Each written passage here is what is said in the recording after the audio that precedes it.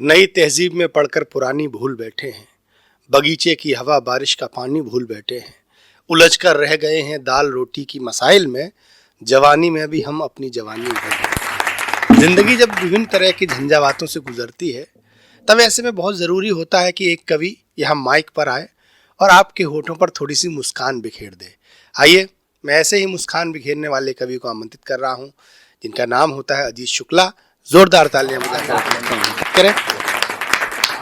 कि एक टायर व्यापारी के बेटे की दिखाई है तो लड़के वाले आए, एक टायर व्यापारी के लड़के के देखने वाले आए। मोटा आसामी जानकर व्यापारी महोदय मन ही मन मुस्काए, मोटा आसामी जानकर व्यापारी महोदय मन ही मन मुस्काए। एक एक कर अपनी उन्नति की कहानियां सुनाने लगे, एक एक कर अपनी उन्नति की कहानियां सुनाने लगे। अपनी आदत से मजबूर होकर व्यापारी महोदय टायर के साथ अपने बेटे के गुणधर्म भी बताने लगे, अपने बेटे के साथ टायर के भी गुणधर्म बताने लगे।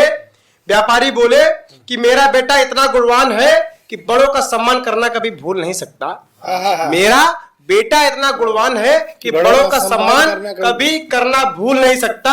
और भाई साहब, हमारे प्रोडक्ट में चाहे जितनी आप हवा भरो ये साइड से फूल नहीं सकता।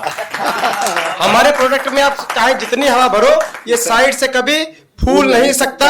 इतनी भोली सूरत है कि हर किसी को भाती है, इसकी इतनी भोली सूरत है कि हर किसी को भाती है। कितने ही लोग प्रयोग कर चुके पर हमारे आइटम में कभी शिकायत नहीं आती है। कितने ही लोग प्रयोग कर चुके पर हमारे आइटम में शिकायत कभी नहीं आती है। भाई साहब, आपकी बिटिया इस घर में आकर बहुत खुश रहेगी। क्या बात भाई साहब, आपकी बिटिया इस घर में आकर बहुत खुश रहेगी, क्योंकि बहुत कम ऐसी बहुएं होती हैं जिनकी सास नहीं होती है। बहुत कम बहुएं होती हैं जिनकी सास नहीं होती है। और भाई साहब, सबसे महत्वपूर्ण बात यह है कि हमारे प्रोडक्ट में कभी हवा पास नहीं होती है, कभी हवा पास नहीं होती है, कभी हवा पास नहीं होती है। और एक रचना में देना चाहता हूं, गिरते मानवीय मूल्यों पर इस जीवन बीमा इसका विषय है। मैं पढ़ता हूं कि आजकल ज्यादा स्थितियां क्या है। जीवन बीमा पर एक कविता मैं आपके बीच में लाना चाह रहा हूं। जो हमारे संबंध आजकल क्षीण हो रहे हैं, जो स्वार्थ हमारे संबंधों पर हावी है, उसको लेकर एक चिंतक पर रचना मैं आपको देना चाहता हूं कि हमारे मित्र बीमा एजेंट रामदिन हमारे घर आए। हमारे मित्र बीमा एजेंट रामदिन हमारे घर आए, बीमा कराने का सुझाव हमारे लिए लाए। एक एक कर बीमा से होने वाले फायदे हमें गिनाने लगे। अपनी मीठी मीठी प्रलोभनीय बातों से हमें चक्रव्यूह में फंसाने लगे। बोले आपके ऊपर अपने परिवार की जिम्मेदारी पूरी है। बोले भाई साहब, आपके ऊपर आपके परिवार की जिम्मेदारी पूरी है, इस कारण आपके लिए जीवन बीमा बहुत जरूरी है। इस कारण आपके लिए जीवन बीमा बहुत जरूरी है। हमसे बेहतर आपके लिए कौन सोचेगा। भगवान ना करे कहीं आप टपक गए तो भाभी जी के आंसू कौन पोंछेगा। भगवान ना करे कहीं आप टपक गए तो भाभी जी के आंसू कौन पोंछेगा। आपके बिना वो जीवन कैसे काटेंगी, आपके बिना वो जीवन कैसे काटेंगी। धनाभाव में आपके बिना वो जीवन कैसे काटेंगी। कृत्रिम सुंदरता के लिए ब्यूटी पार्लर में धन कैसे बांटेंगी। यदि धनाभाव में उन्होंने कहीं दूसरी शादी कर ली तो भैया जी आपको यह बात बहुत खटकेगी।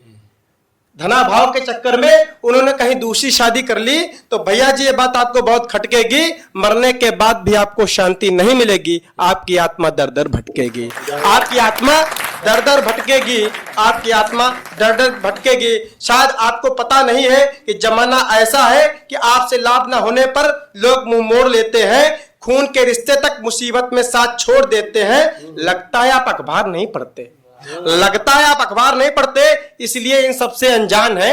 लगता है आप अखबार नहीं पढ़ते इसलिए इन सबसे अनजान है। संपत्ति के खातिर किस किधर अपने हो रहे शैतान है।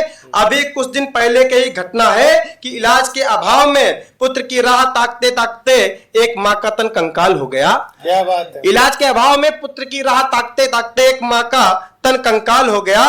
पुत्र के संपत्ति हड़पने पर सिंघानिया जैसा उद्योगपति तक कंगाल हो गया। आपने अखबारों में देखा होगा कि सिंघानिया इंडस्ट्रीज का एक बड़ा मालिक आज दर दर की ठोकरें खा रहा है। तब पढ़ता हूं कि पुत्र के संपत्ति हड़पने से सिंघानिया जैसा उद्योगपति कंगाल हो गया। भाई साहब, अगर आप बिना बीमा किए मरेंगे तो आपके बच्चे आपका क्रियाक्रम तक नहीं करेंगे, तो आपके बच्चे आपका क्रियाक्रम तक नहीं करेंगे। आपके बच्चे आपका क्रियाक्रम तक नहीं करेंगे, आप एक अदद कफन को भी तरसेंगे। ये देखकर आपकी आत्मा से आंसू बरसेंगे, आपकी मौत से फायदा ना होने पर गालियां तक सुनाएंगे, बरसी श्राद्ध गया को भी नहीं मनाएंगे। इसलिए ये सब दंश झेलने से बेहतर है जीवन के साथ, जीवन के बाद भी बच्चों की जेबें भरे और मरने से पहले जीवन बीमा अवश्य करें, जीवन बीमा अवश्य करें, जीवन बीमा अवश्य करें। एक और बच्चा पढ़कर अपना स्थान लेता हूं कि मित्रों, परसों की है बात जिसे सुनकर लगा मुझे बहुत आघात। मित्रों, परसों की है बात जिसको सुनकर मुझे लगा बहुत आघात। एक वैवाहिक कार्यक्रम में हमारे ससुर जी अपने तीनों दामादों का परिचय कराने लगे, एक एक कर सबके विषय में विस्तार से बताने लगे।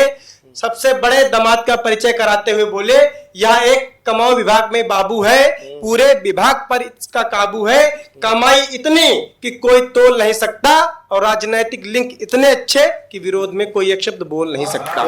राजनैतिक लिंक इतने अच्छे कि कोई विरोध में एक शब्द बोल नहीं सकता, कोई विरोध में एक शब्द बोल नहीं सकता। और हवेली जैसा मकान है, कमाई इतनी कि कोई तोल नहीं सकता और राजनीतिक लिंक इतने अच्छे हैं कि विरोध में कोई एक शब्द बोल नहीं सकता। बीच वाले दामाद का परिचय कराते हुए बोले, ये भैया भी काफी संपन्न है। व्यंग देखना दादा कि ये भैया भी काफी संपन्न है, सरकारी डॉक्टर होकर भी प्राइवेट प्रैक्टिस से दिन भर में 400 मरीज निपटाते हैं। क्या बात है। सरकारी डॉक्टर होकर भी दिन भर में 400 मरीज निपटा, प्राइवेट प्रैक्टिस से 400 मरीज निपटाते हैं, फिर भी समाज में उनका बहुत मान सम्मान है और बहुत अच्छी छवि है। रिश्तेदारों द्वारा मेरे विषय में पूछने पर बड़ा उदास होकर बोले, ये दुखिया हास्य कवि है, ये दुखिया हास्य कवि है, ये दुखिया हास्य कवि है।